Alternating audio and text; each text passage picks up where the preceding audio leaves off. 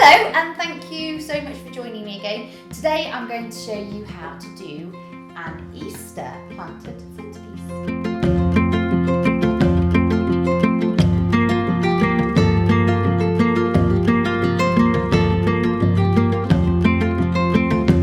So first things first, I have got an urn. Now this is a fairly beautiful urn.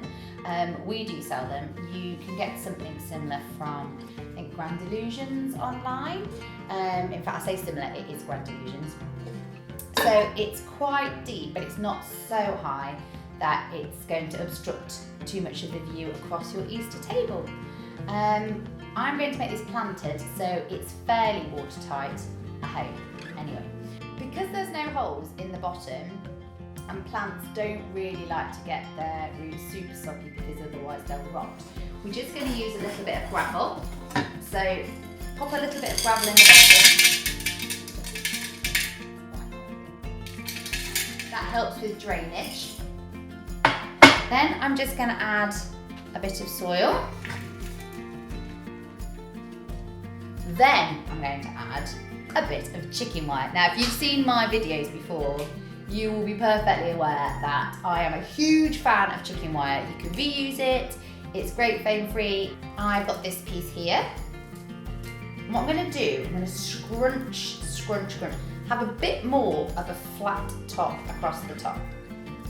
Just so you know. Just so you know, this is quite a heavy gauge, which means it doesn't crush too easily. It's quite solid and firm. I've used this bit for loads of different displays and it keeps going and going and going. One word of advice if you're doing anything flower arranging in chicken wire, to clean it, just drop it into a bucket of Milton and that'll get rid of all the germs and then you can reuse it again.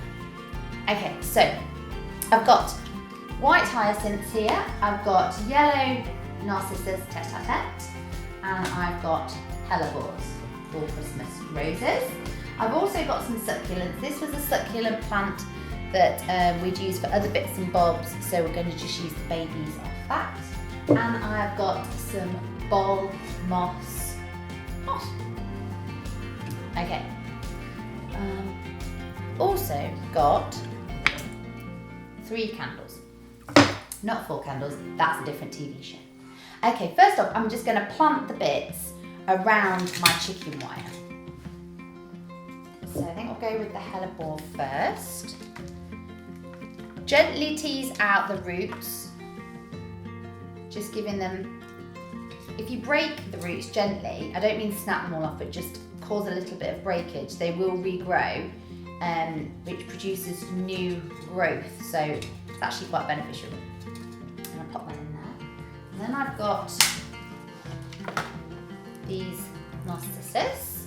These are going to bring a lovely flash of yellow. Again, I'm just breaking them up a little bit.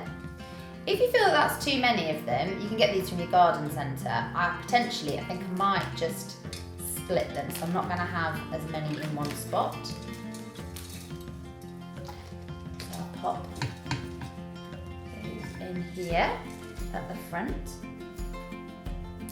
Okay, and I'm going to add my hyacinths around the edge here. A little bit of moss.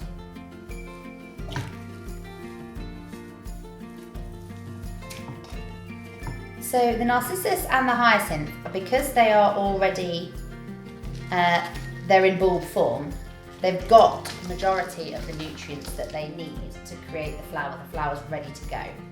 So they don't have to be sat in deep soil. Unlike the hellebore where you do need to keep the soil around the hellebore. So I'm just going to pop that there. Lovely. At this point, I'm going to add my candles. I'm going to take these. These are also Grand Illusion candles. I love the rustic ones. I'm going to push them into my chicken wire. Now, this is a little bit fiddly, I'm not going to lie. They're not going to go straight in and stand straight up, erect, as you may like them immediately. But here's my advice. Get them in place, doesn't matter if they're a bit wobbly. And then, when we go to add the moss will add the support that is needed. So,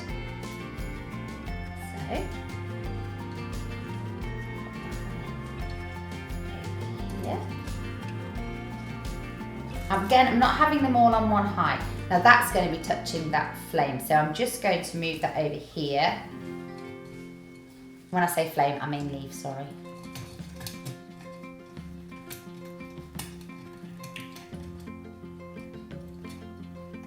Great, so I'm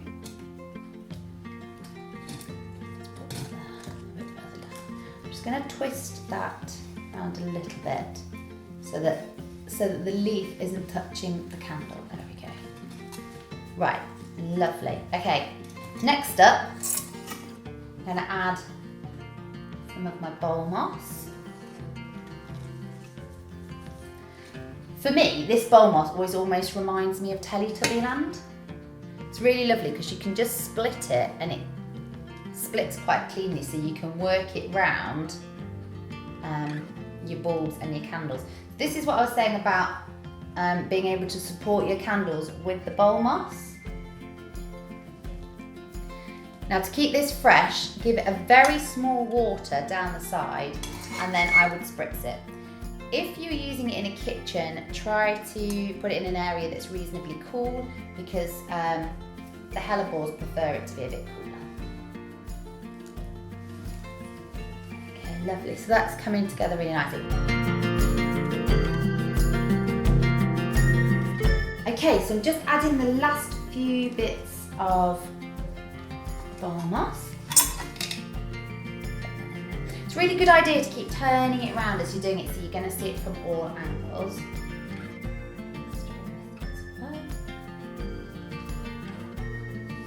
Lovely.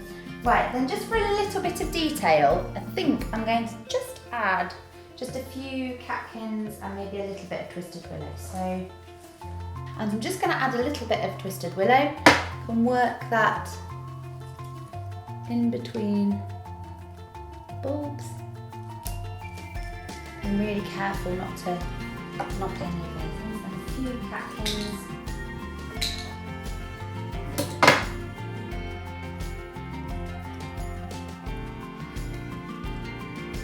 To really give it that Easter feel.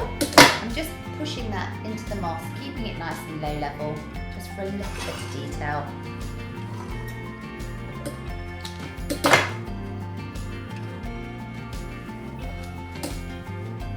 One last piece across there.